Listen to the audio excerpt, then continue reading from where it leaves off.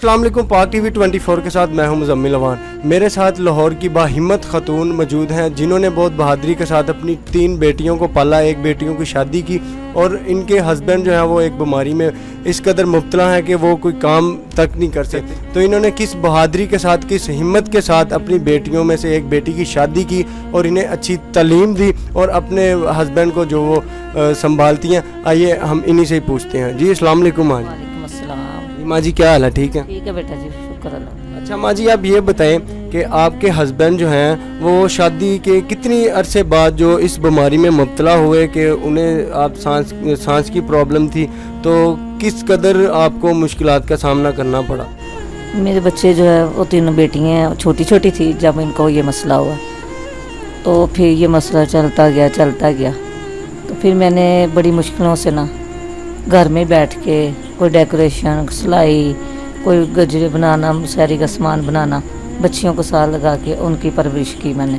फिर मैंने उनको पढ़ाया लिखाया, तो हत्ता कि अब तक भी ना मैं यही काम करती।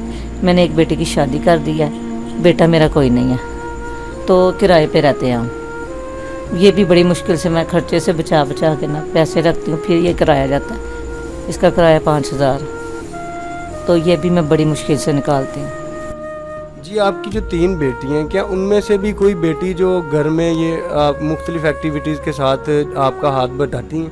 जी, वो सारा दिन पढ़ाई करती हैं, फिर रात को मेरे साथ काम करती हैं। जी, इनका कहना है कि मेरी 3 बेटियों में से एक ही शादी की और बाकी जो 2 हैं वो मेरे साथ जो है वो मुख्तलिफ एक्टिविटीज़, जिस तरह ये घर में जूतियाँ वगैरह बनाती हैं और सिलाई वगैरह करती हैं, इस तरह के कामकाज में हाथ बटाती हैं और हम इस तरह अपना घर का गुजारा करते हैं। इसमें तो बहुत मुश्किल से गुजारा होता है। तो ये किस तरह आप गुजारा करती हैं? अपनी बेटियों को जो है वो तालीम अच्छी देती हैं, तो अपने शोहर को संभालती हैं, घर का ख़र्चा वगैरह निकालती हैं और जो है रेंट वगैरह निकालती हैं। ये किस तरह आपको जो है वो फेस करना पड़ता है? हमने जो है ना वो रात नहीं देखते, दिन नहीं देखते, काम करते रहते हैं बस। कहते किसी तरह हमारी मुश्किलें हल हो जाए।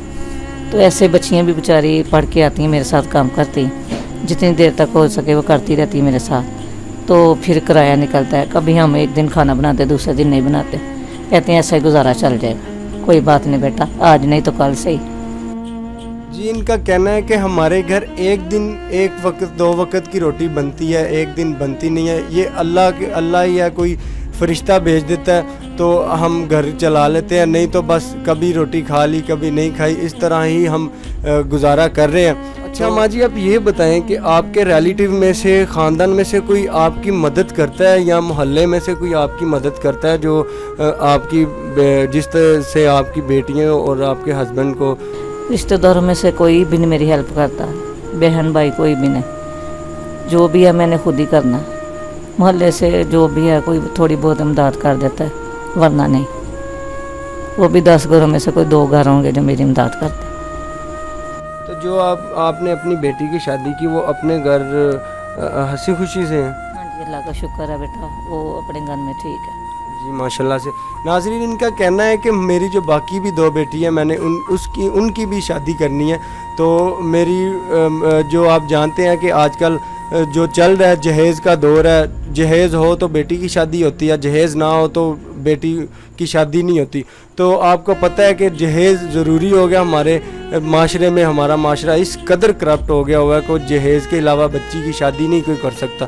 तो इनका कहना है कि मैंने बच्ची की शादी भी करनी है, हमारी कोई मदद कर सकता है? तो हमारी मदद करने को भी कोई नहीं है। स्क्रीन पे इनका नंबर वो ऐड कर देंगे हम, तो आप इनकी मदद कर सके।